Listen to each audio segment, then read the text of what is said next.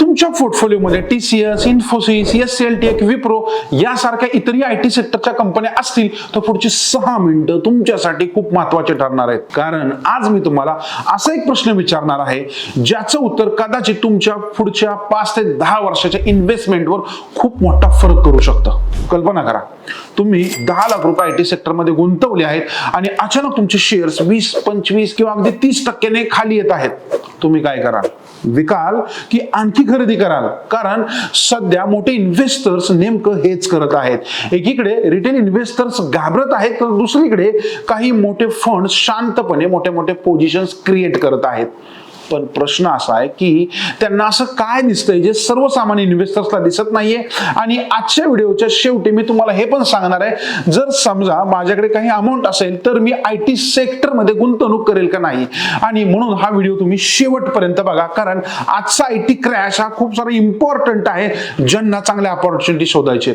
नमस्कार मंडळी, मी शंभू. आज तुमचं सहर्ष स्वागत करतो माझ्या या हक्काच्या युट्यूब चॅनलवर, जिथे तुम्हाला सगळा कॉन्टेंट आम्ही मराठीमध्ये देत असतो. पुढे जाण्यापूर्वी चॅनलला सबस्क्राईब करा आणि व्हिडिओला लाईक आवडला तरच करायचं, त्यामुळे शेवटपर्यंत बघत राहा, काहीतरी वेगळं शिकायला मिळेल.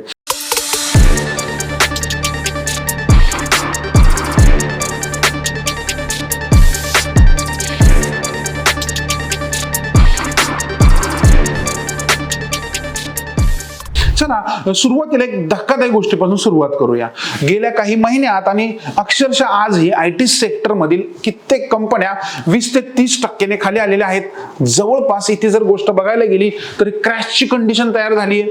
पण एक मजेशीर गोष्ट माहिती का तुम्हाला याच्यामध्ये, की याच्यामध्ये कंपन्या बंद पडलेल्या अजिबात नाहीयेत, त्यांचा बिझनेस पण बंद नाही झालेला, त्यांचा प्रॉफिट पण शून्यावर नाही गेलेला.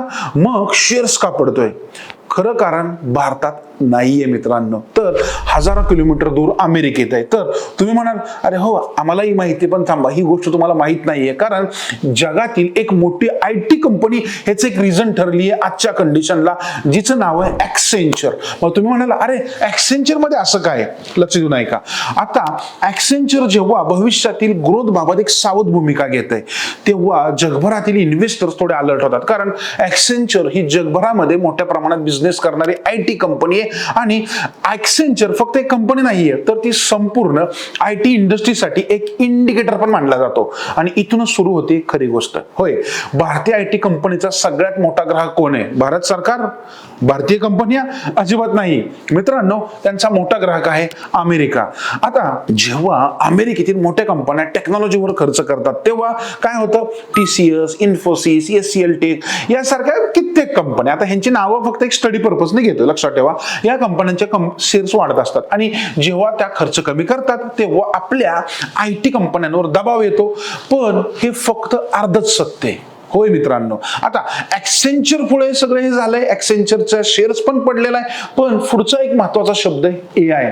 होय, AI हे 2 अक्षर सध्या जग बदलत आहेत. ॲक्सेंचर तर एक कारण राहू शकतं, पण आज AI काही मिनिटांमध्ये रिपोर्ट तयार करतो, कोड लिहितोय, अनालिसिस करतोय, प्रेझेंटेशन बनवतोय.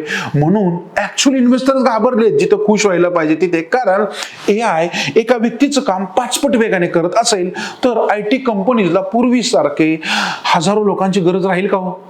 हाच प्रश्न मार्केटला पण सतावतोय आणि म्हणून सेलिंग होतंय. पण इतिहास इथे एक वेगळी गोष्ट सांगतो, लक्ष देऊ नाही का? जेव्हा इंटरनेट आलं तेव्हा लोक म्हणत होते अरे जॉब्स जातील.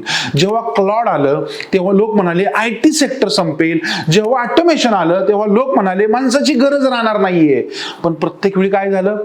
जुन्या जॉब्स गेले पण नवीन इंडस्ट्री तयार झाली, नवीन अपॉर्च्युनिटीज क्रिएट झाल्या. आणि मला वाटतं AIच्या बाबतीत पण तेच होऊ शकतं. कारण AI वापरणार कोण? AI सुरक्षित ठेवणार कोण? AI सिस्टीम्स मध्ये जोडणार कोण? आणि AI वर आधारित सॉफ्टवेअर तयार करणार कोण?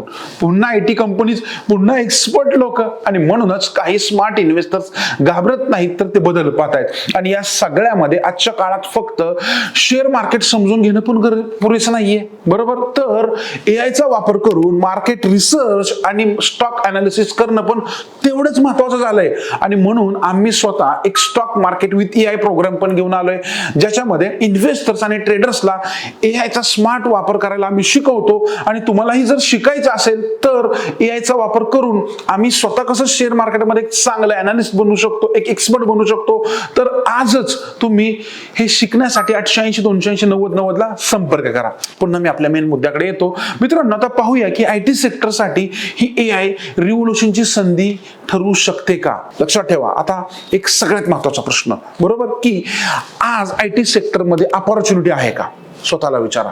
मी तुम्हाला आणखी एक प्रश्न विचारतो की पुढच्या 10 वर्षामध्ये एआय वाढणार आहे का, क्लाउड कम्प्युटिंग वाढणार आहे का, सायबर सिक्युरिटी वाढणार आहे का, आणि जर याच्याबरोबर डिजिटल ट्रान्सफॉर्मेशन ते पण वाढणार आहे का, हे प्रश्न तुम्ही स्वतःला विचारा.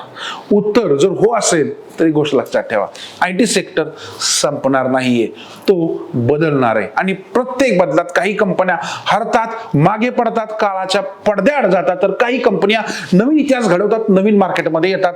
म्हणून मी आज काय करेन, तर मी पहिली गोष्ट सगळ्यांना एकच सांगेल की स्वतःशी एक खुणगाट मनाला बांधा की मी ब्लाइंड बाईंग अजिबात नाही करणार, मी ब्लाइंड सेलिंग अजिबात नाही करणार.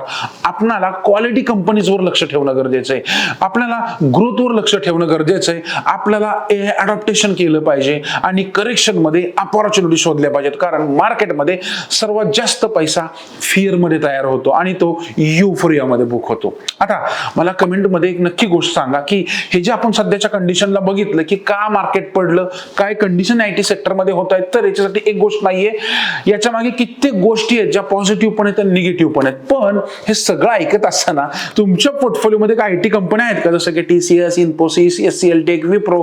आणि हे का विचारतोय, तुम्हाला काय वाटतं की एआय आयटी सेक्टरसाठी थ्रेट ठरेल का अपॉर्च्युनिटी ठरेल, मला कमेंट करून सांगा. कारण मी आज प्रत्येक कमेंट वाचणार आहे, याच्या आधी वाचतो आणि प्रत्येक कमेंटला मी स्वतः रिप्लाय देत असतो. आणि अशाच डीप मार्केट अनालिसिससाठी आपल्या चॅनलला सबस्क्राईब करा विसरू नका. आणि आता व्हिडिओ जर आवडला ना तर पटकन शेअर करा.